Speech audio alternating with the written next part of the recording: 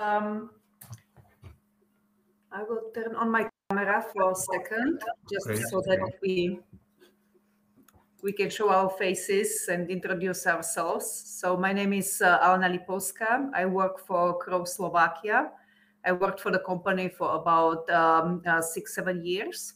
And I'm here with my colleague Zuzana Melicheriková, who is the tax advisor and tax manager, and has worked for us for about 4 or 5 years. We are glad to have the chance to be here with you, and want to express that we are very sad of seeing what is going on in Ukraine. And we support your country very much, and hope that what is going on, such an unprecedented thing, will be over soon, and you will be able to get to more or less normal lives. So I'm glad to be able to say these few words because we watch the news, we see what's going on. It's unbelievable that in 21st century something like this happens. So if we can be of any help, whether business help or personal help, just let us know. But we are thinking of you and ready to help. I will translate. First of all, Ольга Соломка. Мы начали, люди пишут, ничего не слышно. Коллеги, пожалуйста, напишите в плюсик знак того, что нас слышно и видно. One moment, Алена. Ага, начали, Марина. как вы сказали, сразу. Хорошо, да, добро. Все, спасибо большое. Коллеги, мы представляем наш очередной вебинар в ряду аналогичных, которые мы проводим в поддержку украинского бизнеса и персонала, который релоцируется в страны Европы. Мы уже провели в течение последних 2 недель аналогичные мероприятия, рассказывающие о том, как застартапиться и начать работать в Польше, в Бельгии, на Кипре, в Эстонии. Сегодня у нас аж 2 ивента. Сегодня мы представляем наших коллег, точнее, наши коллеги из Словакии представляют юридические и налоговые аспекты релокации в Словакию. И буквально через 2 часа у нас будет микс офлайн-онлайн, где наш австрийский офис Crow аналогичным образом расскажет о том, какие есть возможности для организации и ведения бизнеса в Австрии. Но мы возвращаемся к Словакии. Я с удовольствием представляю наших сегодняшних докладчиков. Это мисс Олена Липовска, руководитель офиса Crow Словакии. Собственно, она говорила приветственное слово, в том числе заявила, что любая поддержка украинскому бизнесу и переселенцам будет оказана нашими коллегами. Дальше юридическую часть, как создать бизнес, будет докладывать Андрея Пелещакова, адвокат, юрист, и она работает, соответственно, в адвокатском офисе Crow Словакия. Ну и, наконец, Зузана Меличерикова, налоговый менеджер, расскажет о налоговых аспектах для бизнеса и для специалистов украинских, которые переезжают в Словакию. Таков наш план на сегодня. У нас есть чатик, где можно задавать вопросы, он в правом нижнем углу, поэтому вводите то, что вас интересует. Мы время от времени будем туда заглядывать и, соответственно, задавать вопросы нашим докладчикам. Мы с вами докладываем в режиме перевода слайд за слайдом, ну и где уместно или где конец определенного раздела, мы, соответственно, задаем вопросы. Переводить будет Канюль Гасанова, 1 час нашей встречи, и я, Дмитрий Михаренко, 2 час. Я же буду время от времени модерировать или давать комментарии. Собственно, это все, что предварительно, что я хотел сказать. Я возвращаю слово Алене и Андрея, соответственно, для начала вебинара. Alena, thank you so much for your introduction. Alena, Andrea, the floor is yours. Please proceed with your presentation today. Thank you so much for kind words to Ukrainian people. Thank you. I will turn off the camera so that the connection is okay. So first, I would like to spend few minutes to introduce our company, and then I will ask Andrea Peleshchakova, who is the advocate in CA Attorneys, to briefly introduce the law firm that we cooperate with. So Crow Slovakia is part of global network of Crow Global Network. I believe most of you, if not all of you, are familiar with this network. So I do not have to spend too much time introducing it, but it's one of the largest accounting and consulting networks. In Slovakia, we are in Bratislava. That's the only seat where we have the office. The reason is that Slovakia is a small country, has only 5 million people, and we can serve whole Slovakia from Bratislava. We offer... Alena, I'm sorry, I will give short translation, okay, and we will go on. So, друзья, буквально несколько минут, 1-2 минуты Алена хочет посвятить, да, о рассказе о своей команде, да, и вообще о компании. Вы знаете, что сетка Crow Global достаточно большая, и она является международной. Вы неоднократно слышали, что мы расположены в 144 странах мира, ну, на сегодняшний день. И наши коллеги в Словакии располагаются в Братиславе. Как вы видите, население Словакии не такое большое, но вот консультантов там хватает, в том числе и наших коллег. Спасибо большое. Okay, so we may go on. Thank you. So in Slovakia, we offer the services that you see on the screen. I think most of the services are offered in all Crow entities. As far as the last one, legal advisory, we do not have our own lawyers. That's why we partner with CA Attorneys, the company that can provide a high quality of legal advice. As far as the other services, we do have the accounting department. My colleague is Andrea Hrebenjová is the accounting manager. These are the services that we offer in this department. It's actually all accounting services for many companies in the very different, very diverse fields. Then we have the tax department. My colleague Zuzana, who is here with me, she's the head of this department. We provide the services that you see on the screen, and today she's going to talk about the tax aspects of doing business in Slovakia.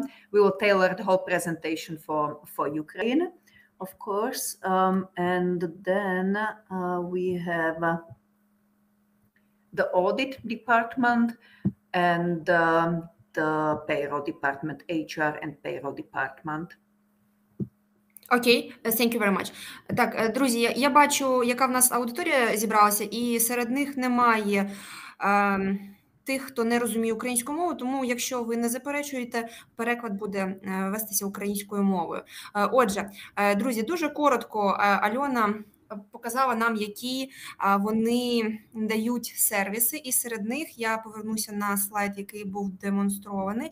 Отже, ви бачите, що це послуги з бухобліку, це послуги з податкового консалтингу, аудиту, це щодо нарахування заробітної плати, будь-які юридичні сервіси, які надаються нашими колегами у Словаччині. Тобто ви бачите, що це повний спектр послуг, які необхідні як для фізичних осіб, так і для бізнесу. Отже, на наступних слайдах ви можете бачити представників того чи іншого департаменту, а саме департаменту з бухобліку, аудиту, податкового консалтингу, послуг з нарахування заробітної плати, комплаєнсу. Отже, ці особи будуть раді надати вам консультацію, тому якщо виникне така необхідність, ми можемо зв'язати вас з ними. А отже, не будемо вже гаяти часу і будемо переходити до реєстрації компанії, до юридичних аспектів. Thank you, Alena, we may go on. Okay. On the next few slides, we see the clients that we have. And since we want to concentrate more on what's of your interest, I'm giving word to my colleague, Andrea Pelechakova from CA Attorneys. She will briefly introduce her company, and then she will start with what's important for you, which is setting up possibilities and advantages of setting up business in Slovakia. Окей, thank you. Друзі, на цих слайдах ви можете бачити тих клієнтів, да, які обслуговуються у нашому офісі у Словаччині, да, у офісі Crow. Ви бачите цих клієнтів і, мабуть, у вас виникає думка, так, я можу їм довіряти, і це дійсно так. Тому просто вам...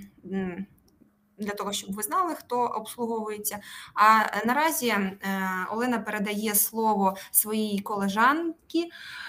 Вона є юристкою у компанії, яка займається саме реєстрацією юридичних осіб у Словаччині, і тому вона знає про особливості. Вона скаже буквально декілька слів про свою компанію і одразу почне розказувати про юридичні аспекти ведення бізнесу у Словаччині.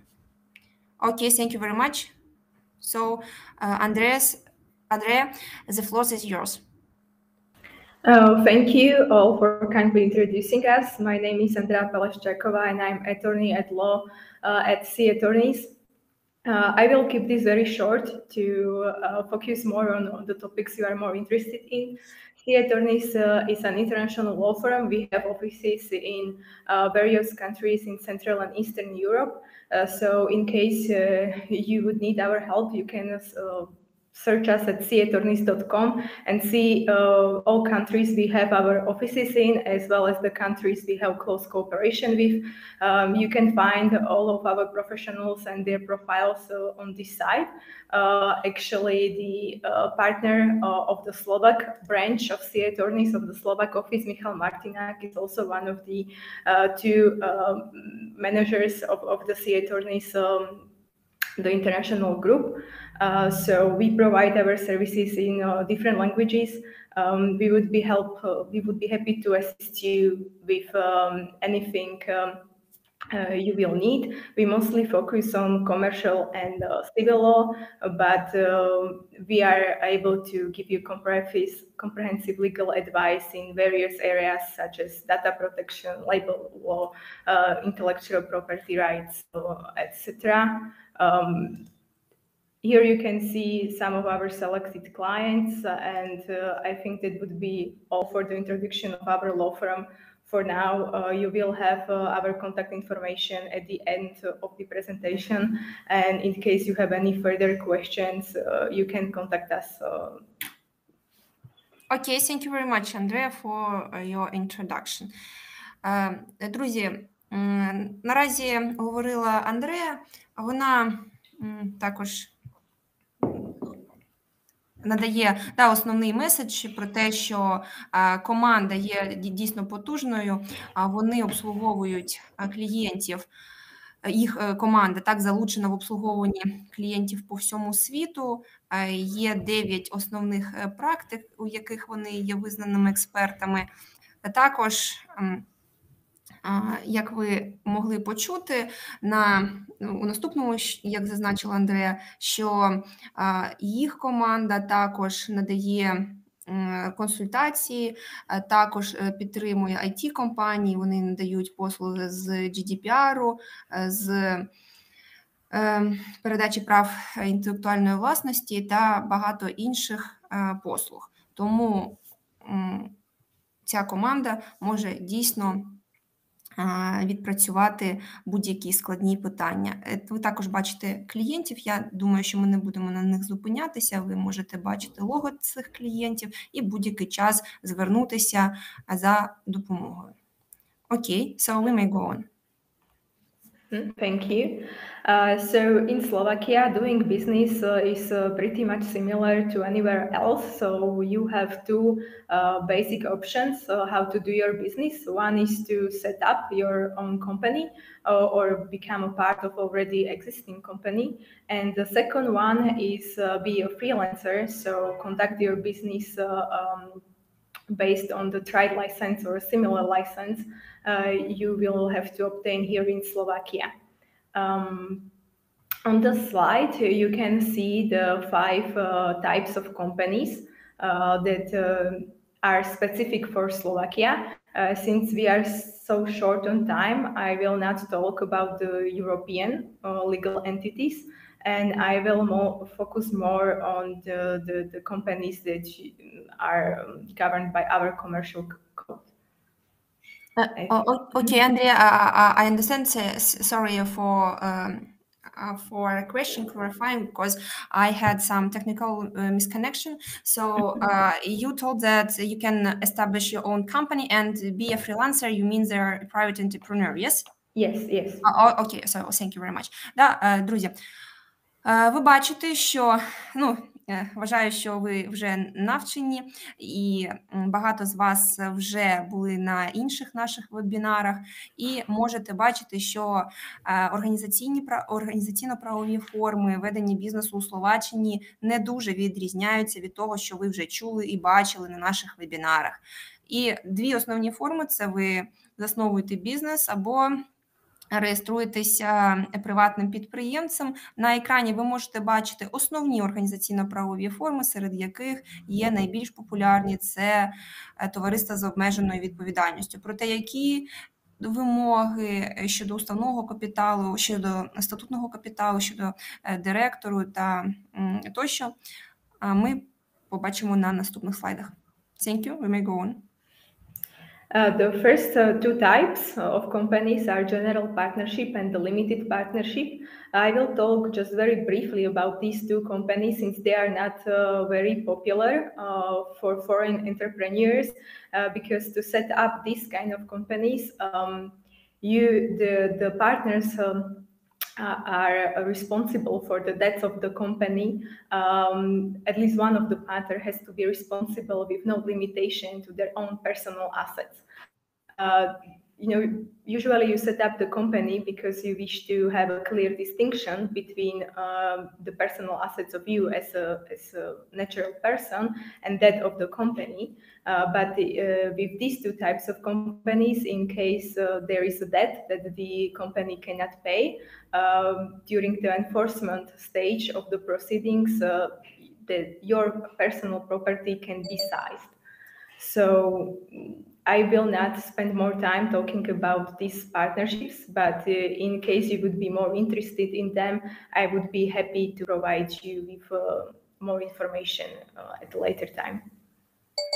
Okay, so Andrea, it's not beneficial to establish such kind of a company, yes?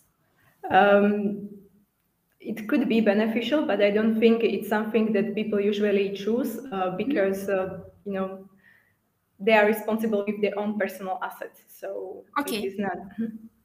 Thank you very much. Да, друзі, ми дуже коротко пройдемося по кожному з цих видів організаційно-правових форм. І як ви бачите, перше – це партнерства, да, загальні партнерства, немає вимог щодо мінімального статутного капіталу. Ви бачите, що як мінімум 2 акціонера, і що ви повинні розуміти, якщо компанія не може відповісти за свої борги, так, погасити свої зобов'язання, то за все це буде відповідати саме засновники, акціонери. Отже, we may go on. Thank you. The third type is the limited liability company, and I think this one is the most convenient for you to set up. It is also most common in Slovakia, and I will talk more about this company later on, since this will be the main focus of the presentation when it comes to the types of companies. Basically, there are no restrictions for you to be the owner of limited liability company. So you do not have to have a residence or a permit to stay in Slovakia to be a shareholder of this company. And another advantage is that you can set it up by yourself. So there is only one natural person can be a sole shareholder of the limited liability company. So that's another reason why it is so popular. But there is the minimum share capital, and that's 5,000 euros in total. So in case you are the sole shareholder, this 5,000 euros needs to be paid by full. If you wish to join the limited liability company with others, so there would be more shareholders, you can divide your contributions as you wish to, as you agree on, but the minimum contribution per one shareholder is 750 euros. I will stop now with this company because we'll talk more about the process of setting it up and the advantages of it later on. Окей. Да, друзья, мы, конечно, перескочили, но есть еще, как вы видите, ограниченное партнерство с ограниченной ответственностью. І ви видите, які требування к уставному, ви бачите, які вимоги щодо уставного статутного капіталу, це як мінімум 250 євро. Ви бачите вимоги щодо кількості акціонерів-учасників, і не будемо зупинятися на цій формі, тому що це не є популярною у Словаччині формою ведення бізнесу. Найпопулярнішою, як ви вже здогадалися, є товариство з обмеженою відповідальністю, про що ми поговоримо детально, але наразі ви повинні розуміти, що ви можете, будучи резидентом України, заснувати таку компанію у Словаччині. Ви бачите, який мінімальний статутний капітал, вимоги до нього – це 5 тисяч євро. І 750 євро з кожного учасника. Як ви бачите, що може бути єдиним засновником фізична особа. Це дозволено. Отже, деталі ми з вами проговоримо на наступних слайдах. Thank you, we may go on. Thank you. Another type is the newest type of the company in Slovakia. It's the simple joint stock company. And this one is popular for startups. And in case you have any good new innovative project, this one was introduced as a perfect type for gaining investors to your company, since you can have different types of shares with different rights. So this is usually quite popular in case you are searching to have foreign investors investing in your company. And the minimum share capital is only €1, so this is quite low. I will stop now and I will talk a little bit more later. Окей, thank you very much. Друзі, ви можете бачити, що є таке просте акціонерне товариство. Я так зрозуміла і почула, що це є відносно нова форма ведення бізнесу у Словаччині. Ви також можете заснувати таке акціонерне товариство, і звертаю вашу увагу, що це часто використовується саме стартапами. Чому це вигідно або просто? Тому що можна передбачити різні акції, так, з різним обсягом прав. До речі, як ви бачите, мінімальний статутний капітал складає всього 1 євро. І тут також засновником може бути одна фізична особа. Немає вимог щодо там певної кількості, 2 і більше акціонерів. Тому це використовується стартапами для залучення в подальшому інвестицій і продажу акцій. Окей. We have a question from our audience as to limited partnership. What is the limits of responsibility of partners? Is our understanding correct that at least one unlimited partner shall be responsible for all his or her equity? Correct? Correct. Yeah, I will translate. Смотрите, в ограниченном партнерстве есть как минимум один партнер, который отвечает всем своим имуществом. ответить на ваш вопрос. So we can go on. Thank you. I will continue with the simple joint stock company still. The reason why I will not talk more later on about this type and why I choose the limited liability company as the one more suitable for you is that the process of setting up the simple joint stock company is quite difficult, and it needs to be done by a notary, the memorandum of association. So there are more administrative difficulties with having shares. These shares also need to be in book entry form, so they need to be registered with the Central Depository of Securities here in Slovakia, and each shareholder needs to have a special account to be a holder of these securities. So those are all quite administrative procedures that might cause troubles now, but in case you will move to Slovakia and conduct your business here, this could be an option for you maybe later on, especially if you have any good new innovative projects, because it is still quite popular for the startup companies. Окей, thank you very much. Да, друзі, не все так просто, як здається, щодо цих акціонерних товариств, тому що процедура їх реєстрації є дійсно складною, це займає багато часу, і ще є декілька етапів, які потрібно пройти. Наприклад, нотаріально завіряти усі папери, документи, також вносити ці акції в відповідні реєстри, реєструвати їх в фонді по цінним паперам, і це є дійсно складною процедурою для стартапів, незважаючи на те, що вони їх використовують. Тому Андреа рекомендую спочатку все ж таки почати з товариства з обмеженою відповідальністю, а потім вже з часом можна заснувати також акціонерне товариство. Або ви можете запливти в цей процес, якщо у вас дійсно високотехнологічна ідея і проєкт, який може розпочати свою діяльність саме з акціонерного товариства. Окей, thank you. Thank you. The last type is the joint stock company, and I will talk very briefly about this one. It can be private or public. The public one is the one you are surely familiar with. You can buy the shares on the broker side. The capital is quite to set up this kind of company is 25,000 euros. So I will really not spend more time on this type of company, but again, if you have further questions, I will be happy to answer them later. Thank you.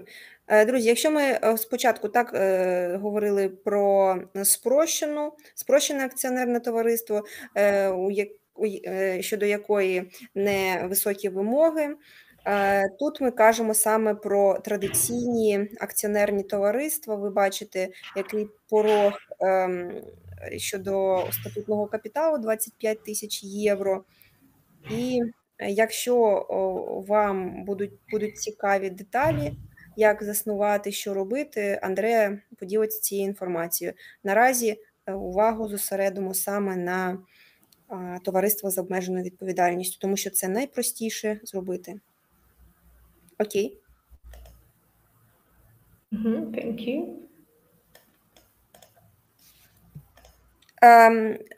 Sorry, Andrea, if it's not difficult, we have some brief question. What kind of businesses are usually choose partnership?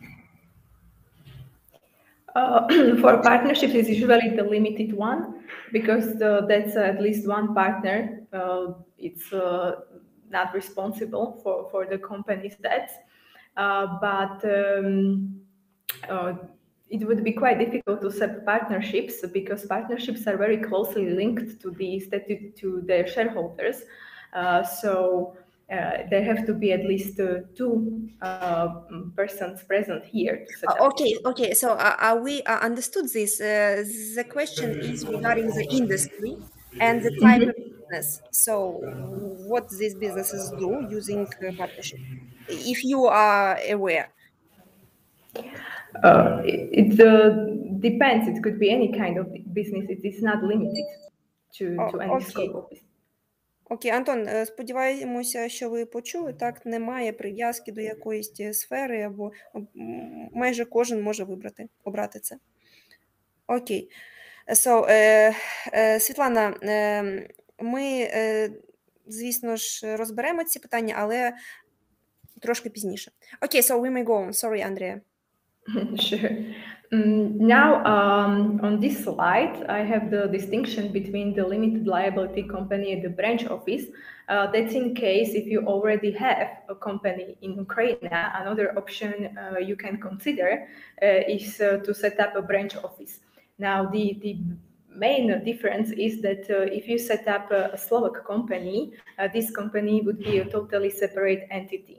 And you can either be the sole shareholder of this limited liability company as a natural person, or your company that you have in Ukraine could be the sole shareholder as legal entity of this limited liability company.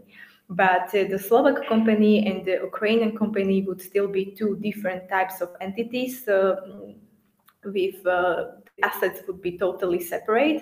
And in case something goes wrong in Slovakia, in case of bankruptcy or something, it should not really affect your company in Ukraine.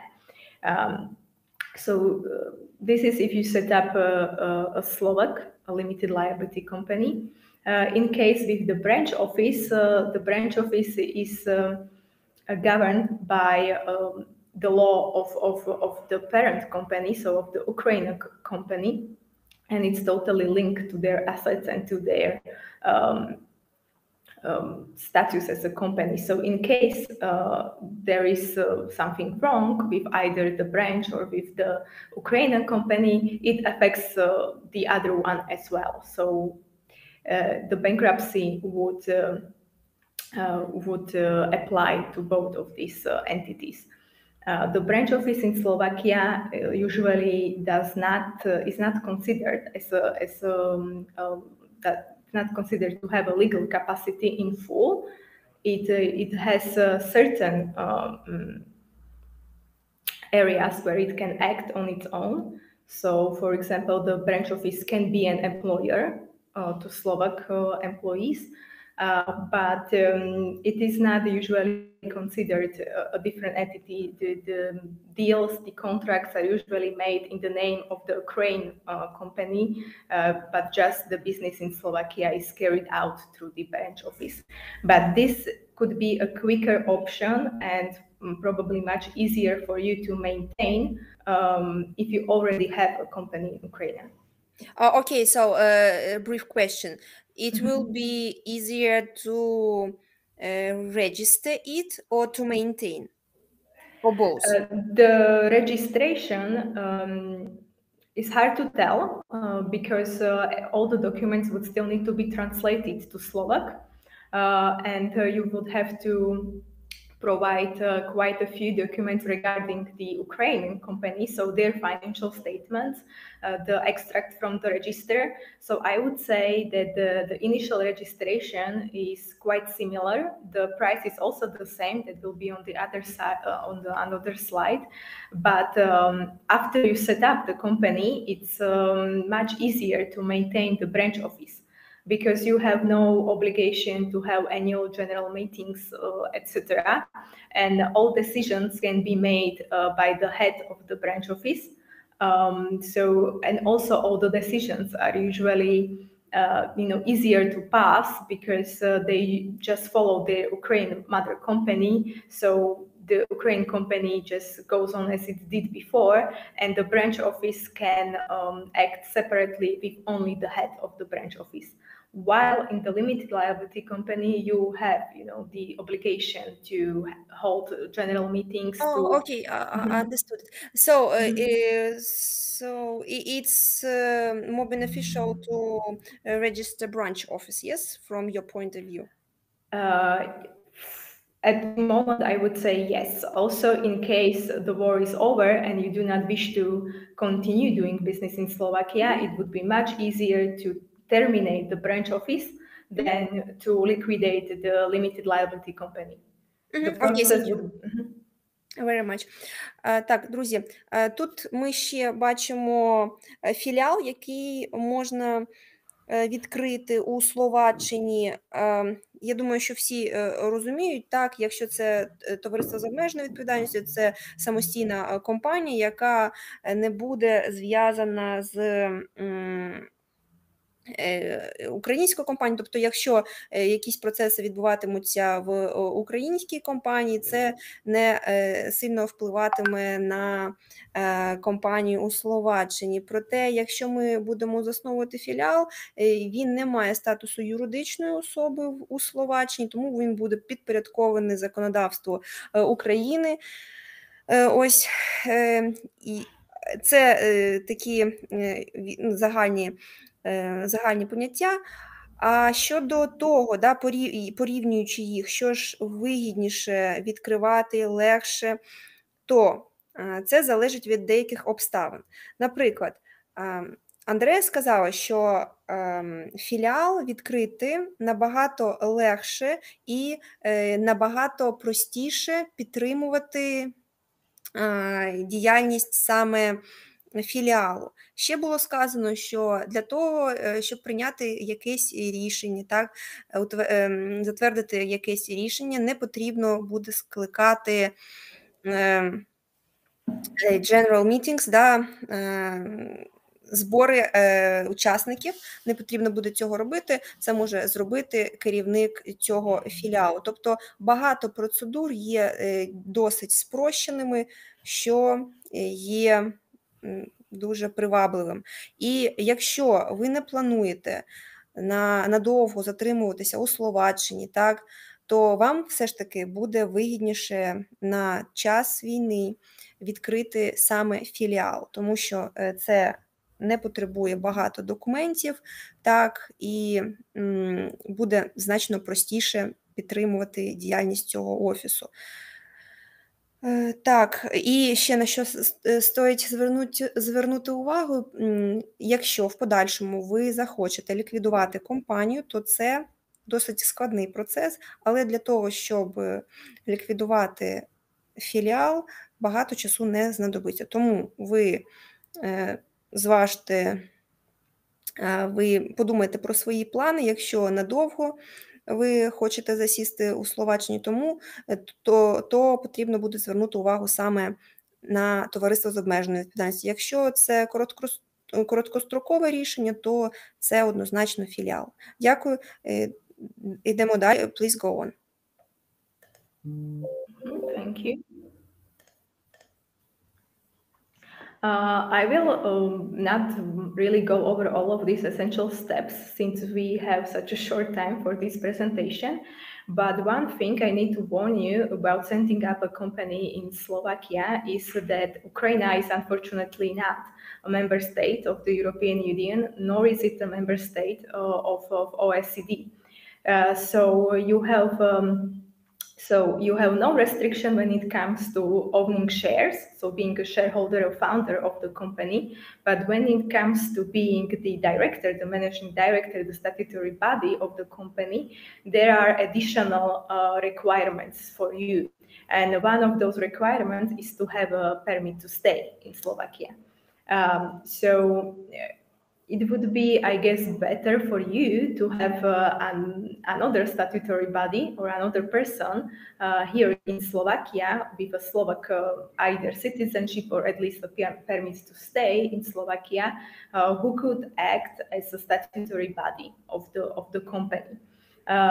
This is also important for the last step of setting up the limited liability company, and that is the activation of the electronic mailbox. Basically, all entrepreneurs, and this goes for sole entrepreneurs as well, are obliged to have this electronic mailbox to communicate with our official bodies. It is possible to have your electronic mailbox activated not just with Slovak ID, but with another alternative identification card. But you would need to be physically present to get this alternative identification card. And the last option is also to have the permit to stay and to receive the card and activate your electronic mailbox with this card. Okay, so I have a brief question. In order to be a director in a Slovak company, you should have this residence permit? Yes. Окей, understood. Так, друзі, ми бачимо етапи створення словацької компанії. Так, бачите, прості кроки. А на що звернути увагу слід, це щодо вимог до директора. Директором може бути особа, яка має дозвіл на проживання у Словаччині або має посвідку на проживання. Тому що саме ця особа буде уповноважена контактувати з органами державної влади за необхідності, їй потрібно буде активувати електронний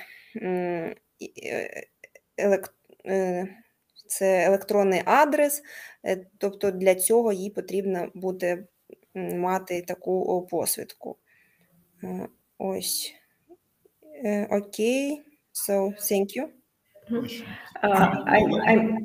Stop, please. Yes, what question? Whether this electronic address will allow a Ukrainian UBO to register Slovak's company without physical presence in Slovakia, or it is impossible, we should make power of attorney, apostille it, and so on. So this is the question. If you are not physically present, you will probably, as a managing director, you will not be able to activate for yourself this electronic mailbox. You can give a power of attorney to another person, so that is a possibility. But the main problem remains that Ukraine is not part of the European Union nor the OECD. So if you want to register the managing director as a statutory body in the commercial register is obliged to see your residence permit. And you will not obtain the residence permit without being physically present here in Slovakia. So this is the main issue. I mean, we many foreigner directors in many companies, but they are all member states of European Union. That's not a problem if that's the case. But with Ukraine, unfortunately, there are no limitations to being a shareholder, but there are limitations to being a director. Okay. And the electronic mailbox is automatically linked to the statutory body, so to the director. But it is possible to also give the power of attorney to another person. Як бачимо, дякую за уточнення, Дмитро Олександровичу. Для того, щоб бути директором, потрібно бути ще фізично присутнім у Словаччині, тому що ці процедури стосовно електронного адресу, вони можуть бути пройдені тільки у Словаччині. Ось.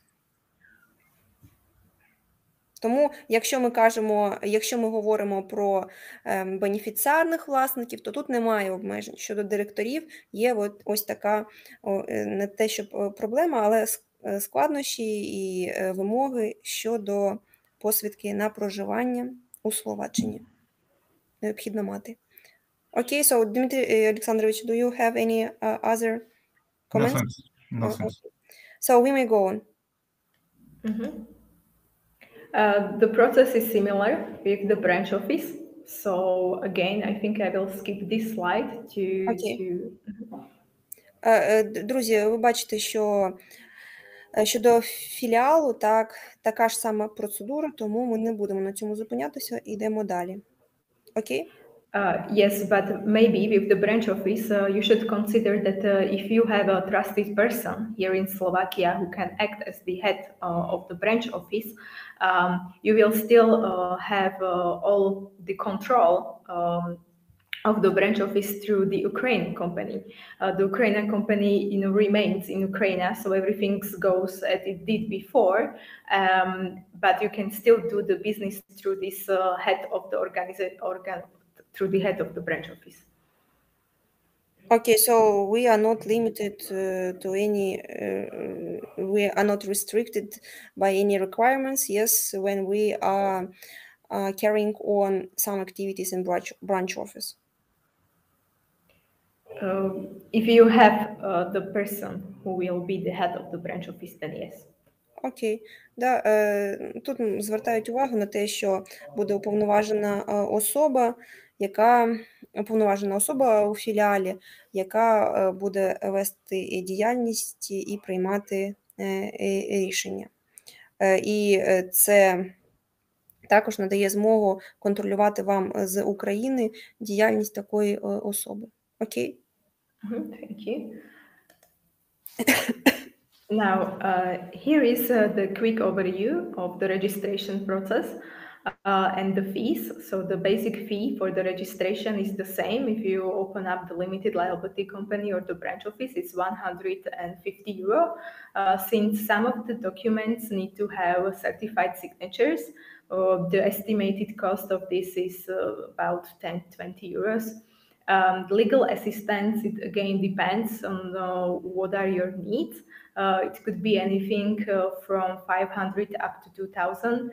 At this moment, I know you can speed up the process by purchasing like a self-made companies on the internet, but I would advise against that, especially since the legislation now is changing quite quickly and reacting to the needs of Ukraine. So everything I'm saying today is what is now in force. But just yesterday, a new act, we call it Lex Ukraina, came into force, which made many things for Ukrainians quite easier in Slovakia. And it might be the case that there will be certain exceptions regarding being the statutory body of a company from Ukraine. So maybe they will cease the requirement of having a resident permit to stay in Slovakia.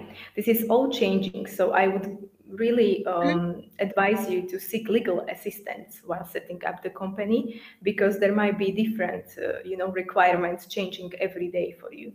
Okay, thank you very much.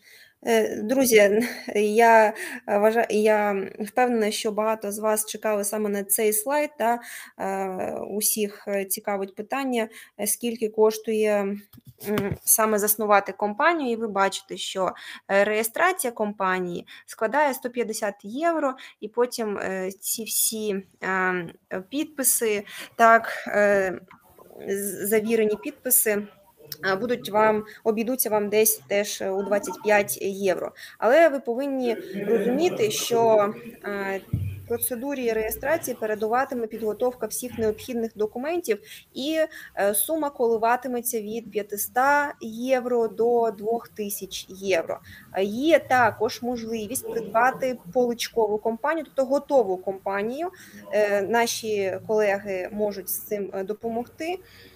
І ви бачите, що сама процедура займає декілька тижнів, але це все буде залежати від ситуації. На що звертає увагу Андрея, що наразі через цю війну ми, так, українці, отримали можливість набагато легше, простіше і швидше, так, швидше зробити ці всі процедури. Тому перед тим, як реєструвати компанію, так, потрібно все ж таки звернутися за юридичною допомогою, і кожен сам вирішить, куди йому звертатися, куди саме звертатися. Але, будь ласка, скористуйтеся такою можливістю, тому що все змінюється, і ви можете пройти етапи, які взагалі від вас не вимагаються через те, що ви не обізнані у змінах в законодавстві. Тому, як ви бачите, процедура не складна, вона може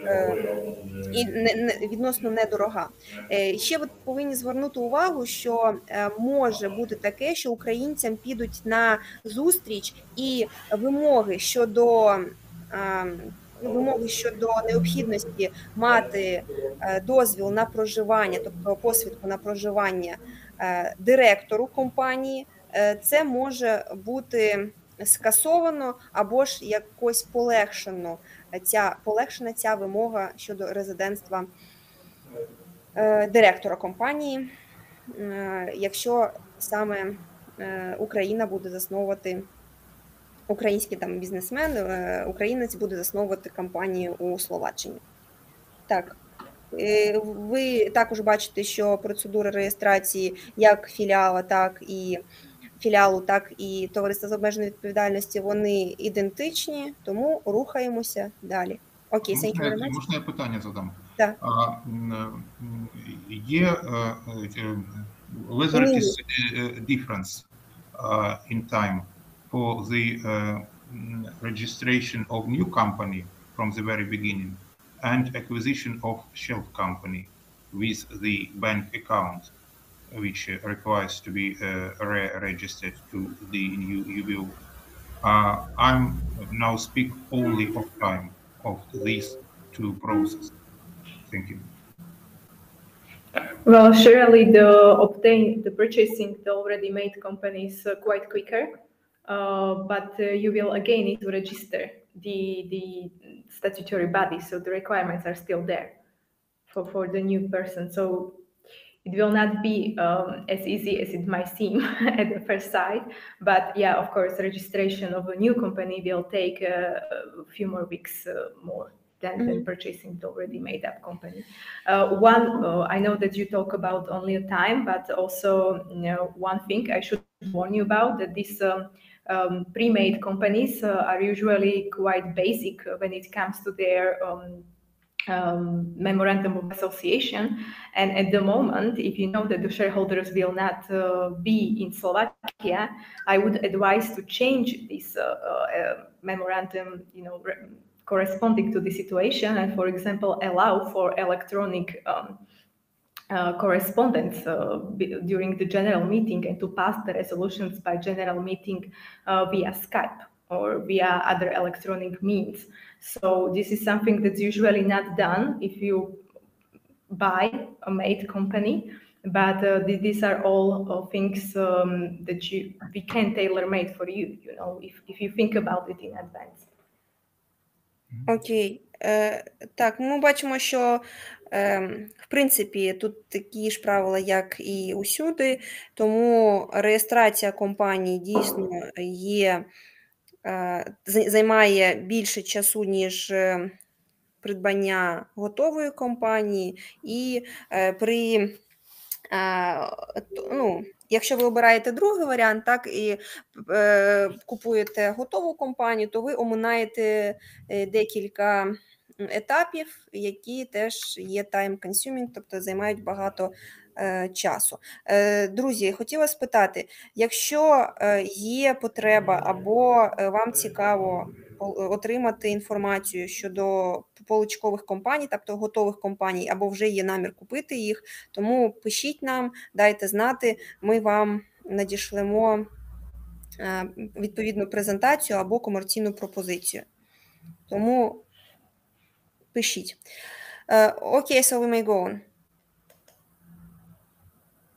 Okay, thank you. I will start with the companies now and move on to the trade license.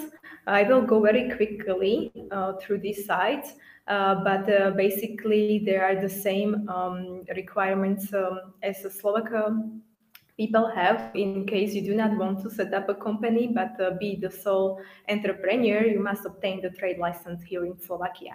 And the procedure is the same as for the Slovak people. Окей.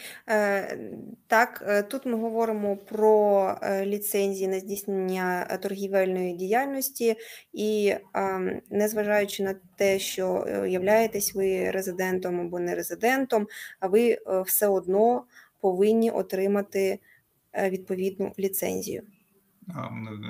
Cornelia, I will ask, to my best knowledge, this slide is dedicated not to legal entity, but to foreign individuals which operate in Slovakia, correct? Correct. So the trade license is the form of registration of individual business of such persons, correct? Correct. Whether professional services like IT engineering is covered by the requirement to obtain trade license? Yes, it is. And how long is to make everything full legal compliance for an Ukrainian individual who prefers to stay in Slovakia and provide activities, business activities? If they have all the necessary documents, which I will cover in the next slide, the process should not take more than a few weeks. Great. I will translate. Значит, был вопрос, можно ли зарегистрировать индивидуальных предпринимателей для этой деятельности в Словакии, какие условия и там налоги. Вот сейчас мы с этого слайда начинаем это разбирать. То есть вот этот trade license – это форма регистрации индивидуального предпринимательства в Словакии. И вся процедура легализации бизнеса физического лица займет несколько недель. Процедуру мы увидим на следующем слайде, поэтому следите за рассказом наших докладчиков. The official deadlines for the offices is 3 working days, but this is never really done in 3 working days. So it usually takes a week or 2, but it is not a long process.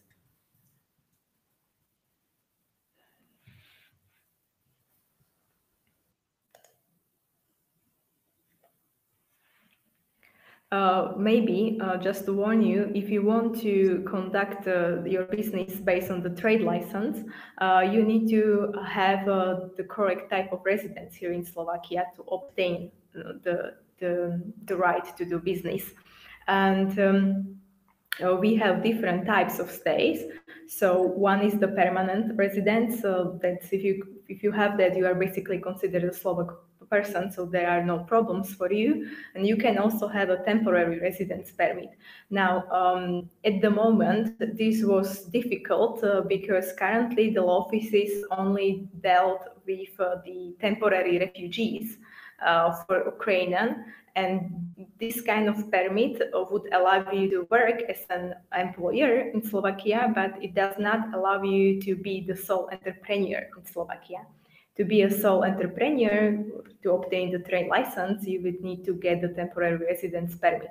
Till last week, I had the information that this was not possible. They were not accepting this request for this type of residence. I've been told that starting from this week, it is possible. So when you come to Slovakia, I think the first thing you should do is really think carefully what type of stay you will opt out for here in Slovakia. Значит, здесь говорится о том, что прежде чем стать предпринимателем, надо быть очень внимательным к статусу, который вы выбираете для своего пребывания в Словакии. И статус беженца, он позволит трудоустроиться в некоторых сферах деятельности, но он не позволяет стать частным предпринимателем по словакскому законодательству. Для этого нужно получить временное разрешение, временный вид на жительство, temporary resident permit. И, соответственно, до последнего времени с этим были сложности, но вот последняя информация, которая делится Андреа, что начали выдавать нашим украинцам вот это временный вид на жительство, и, соответственно, что позволяет им дальше двигаться в статус частного предпринимателя. Я подтверждаю, что были сложности, насколько помню, они технические, просто были перезагружены официальные органы Словакии обработкой поступающих переселенцев из Украины. Andrea, I ask you once more. Is the temporary resident permit is now sufficient to proceed with the obtaining status of self-employed person, trade license, correct? Yes, you need to have this type of permit to obtain the train license in Slovakia. Oh, great. And permanent residents as well give the possibility to be an entrepreneur with trade license in Slovakia, correct? Correct. Ага. Ну, значит, чтобы двигаться в статус предпринимателя, достаточно иметь или временное разрешение, или постоянное разрешение на постоянный вид на жительство, о котором говорится во втором абзаце. Ну, достаточно чего-то одного из этого. So we can proceed. Now maybe just one more thing to the temporary residence. This is usually obtained for one specific purpose. So in case you would wish to stay for a different purpose, you need to apply for a new temporary residence. There are a few exceptions. So for example, if you are already in Slovakia and have a temporary residence permit for the purposes of studying here, you can also be a solo entrepreneur. И небольшое уточнение, что и бывают разные виды временных видов на жительство. Например, если вы уже в Словакии и учитесь, то есть разрешение, связанное с учебой. Вот сейчас тоже позволяется стать частным предпринимателем, имея на руках такое разрешение. We can proceed. The other types are the tolerated stay. That's the one that's currently the most common one with regards to the refugees. This one could be obtained almost immediately if you have your identification documents, so ID card or a passport. The tolerated state is granted to you without any procedure, like on the spot. But you cannot really engage in business with tolerated state. You can only be employed as an employee.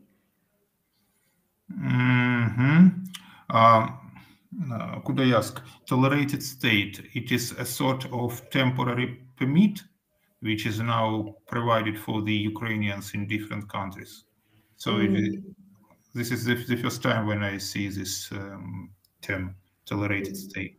Yeah, it's more like a temporary refugee. It's not a temporary right to stay in Slovakia, because the temporary right to stay in Slovakia for the purposes of business could be for maximum of 3 years. But this temporary refugee is for now granted only till the end of this year. Now, again, this might change because it is actually against what was passed on the European level. European level states that this should be granted for 1 calendar year, and also it states that you should be able to engage in business. That was what was kind of talked about on the European level, but this was not reflected in Slovak legislation yet. So for now, if you obtain this tolerated refugee stay, it's called like a displaced person, odidenec in Slovak language. You might only work. You should not engage in business. But as I said, this is kind of against what was talked about on the European level. So this might change. So the tolerated state is a kind of refugee status, correct? Yeah, you could say that. And instead of it, we are waiting for the other status, which is a temporary permission to stay in Slovakia without refugee status, which will allow to be a private entrepreneur. Correct or not correct? Not correct. You should opt for which residence you would apply. So if you come, you should think whether you would like to apply for asylum or a subsidiary protection or this tolerated stay, or for the right to stay in Slovakia for the permit to temporary stay. So only temporary residence permit allowed to be a private entrepreneur due to Slovakian legislation, correct? Yes, temporary or permanent. Ага. Значит, на этом слайде указаны, да, 3 других способа легального пребывания в Словакии, и они больше касаются статуса беженца, да. И, к сожалению, вот получение этого статуса, например, tolerated stay, не позволяет